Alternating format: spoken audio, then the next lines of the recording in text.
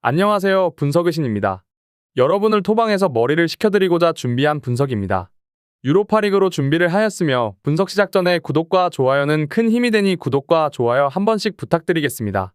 모든 경기를 분석하지는 못하니 꼭 알람 설정해 두시고 긴급하게 올라가는 영상에 대한 분석과 정보 및 결과 예측을 놓치지 마시기 바랍니다.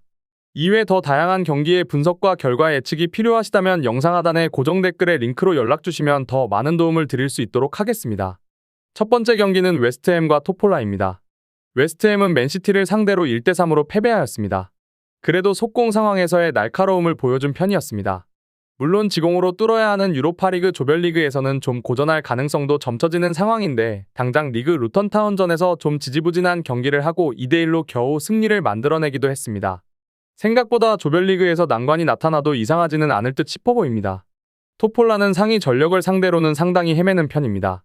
리그에서 파르티잔을 상대로 3대3으로 비기면서 우위 전력임을 증명하지 못했고 챔스 플레이오프에서도 주도권을 잃고 상대 페이스에게 끌려다니면서 매 경기 2개에 가까운 실점을 기록하는 모습입니다.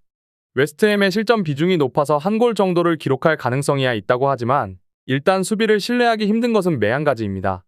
결론을 말씀드리자면 웨스트햄의 승리와 3.5오버 정도를 생각하면 좋을 것 같습니다. 일단 웨스트햄이 지공 상황에서는 좀 약하다고 하지만 토폴라가 상위 전력을 상대로 보여주는 경기력을 신뢰하기 어려운 것은 마찬가지입니다. 물론 웨스트햄도 선제골 비중이 높기는 하지만 추격골을 허용하는 빈도가 꽤 높아 생각보다는 전력에 비해서 스코어 차이가 크지 않고 3.5오버를 충족시킬 가능성도 높습니다. 추천드리는 합리적인 선택지는 웨스트햄의 승리 혹은 3.5오버입니다. 두 번째 경기는 올림피아코스와 프라이부르크입니다. 올림피아코스는 그동안 프라이부르크를 상대로는 약했는데 프라이부르크의 경합 상황에서 늘 열세에 밀리면서 공격 전개가 상당히 둔화되었던 것이 컸습니다. 사실 프라이부르크의 경우 1대1 상황에서 확실하게 앞서지 않으면 이기기 어려운 유형입니다. 그나마 프라이부르크의 전력의 누수가 매우 심하다는 점은 다행으로 보이기는 하나 일단 프라이부르크의 에너지 레벨 기반 축구에는 늘 고전해왔던 것이 사실입니다. 프라이부르크는 일단 지난 경기에서도 1대1 상황에서의 난조로 인해서 패배하였습니다. 다만 올림피아코스를 상대로 꾸준히 주도권을 쥐는 모습을 보여줬음을 감안하면 그리포의 플레이메이킹을 위한 볼 공급은 나름대로 활기를 띨 것으로 보이는 상황입니다. 물론 부상자들로 인해 얇아진 뎁스로 인해 후반전 경기력이 급격하게 불안해질 가능성은 염두에 두는 편이 나을 것 같습니다. 결론을 말씀드리자면 프라이부르크의 승리를 기대하는 매치입니다. 그동안 올림피아코스를 경합 상황에서 압도하면서 좋은 성적을 가져온 것을 생각해야 할 듯 싶습니다. 물론 프라이부르크도 얇아진 뎁스로 인해서 후반전 경기력이 급격하게 불안해질 가능성은 생각하는 편이 좋겠습니다. 2.5오버를 선택해도 무방한 경기가 될 것으로 보여집니다. 추천드리는 합리적인 선택지는 프라이부르크의 승리 혹은 2.5오버입니다.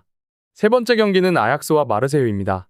아약스는 최근 3경기에서 승리가 없는데 3경기 1득점이라는 수치는 아약스의 명성에 비하면 상당히 부족한 수치입니다. 타디치와 쿠두스가 동시에 빠져나간 영향을 상당히 받고 있는 듯한데 특히 베르바인도 헤라클레스전에서 멀티골을 넣은 다음에는 침묵하고 있습니다.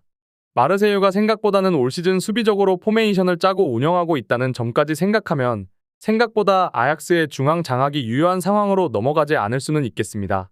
마르세유는 올 시즌 4-4-2를 자주 쓰면서 수비와 활동량 기반의 페이스로 유지하는 중입니다.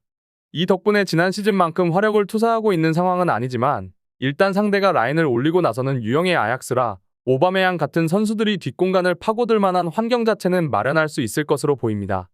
물론 골을 넣는 감각은 오바메양보다도 더 좋은 사례의 이탈은 좀 아쉬운 편입니다. 결론을 말씀드리자면 아약스가 어려운 경기를 할 것 같습니다. 최근 득점력이 상당히 하락세고 마르세유의 4-4-2 기반 포메이션도 중앙 차단에 기여할 수 있어 아약스가 답답함을 느낄 가능성도 충분할 것입니다. 마르세유도 충분히 할 만한 경기가 될 것이며 2.5언더 가능성을 생각해야 할 것 같은 매치입니다. 합리적인 선택지로는 마르세유의 승리 혹은 2.5언더를 추천드리는 경기입니다. 마지막 경기는 브라이튼과 아테네입니다. 브라이튼은 중앙을 거치든 지난 경기처럼 미토마의 개인 기량을 믿고 측면으로 가든 득점력을 보장할 수 있는 팀입니다. 물론 올 시즌에는 중원에 변화가 있는 상황이고 수비진의 기동력이 좀 느린 편이라 실점 허용은 매 경기 이어지는 편이지만 리그 1위에 올라있는 득점력으로도 승점을 챙기는 데는 충분한 상황입니다. 한 골 정도의 실점을 하더라도 화력을 투사해서 경기를 가져올 만한 기세는 보여줄 수 있을 것 같습니다. 아테네는 비다와 자치노비치의 이탈이 있는 상황에서 브라이튼에 몰아치는 양상을 버틸 수 있을 만한 상황은 아닐 것으로 보여집니다. 물론 브라이튼의 높은 라인과 느린 수비의 기동성을 공략하는 양상을 생각해 볼 수 있기는 하나 앤트워프와의 UCL 플레이오프에서 23개의 슈팅을 기록함에도 부진한 공격력으로 유로파로 강등된 것을 생각하면 효율성을 보장할 수 없다는 점은 생각해야 할 것 같습니다. 결론을 말씀드리자면 브라이튼의 승리가 유력할 것 같습니다.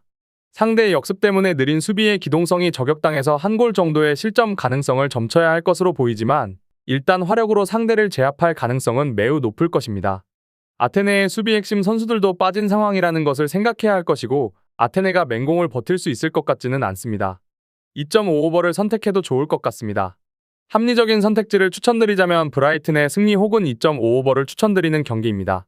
제가 지금 드리는 정보는 초안을 바탕으로 널려있는 뻔한 자료는 다 패스하고 간략하게 설명을 드린 것입니다. 추가적인 조합을 원하신다면 구독과 좋아요를 눌러주시면 감사하겠습니다. 더 다양한 경기에 대한 세부적인 분석과 결과를 궁금하시다면 영상 하단의 고정 댓글을 확인해주세요.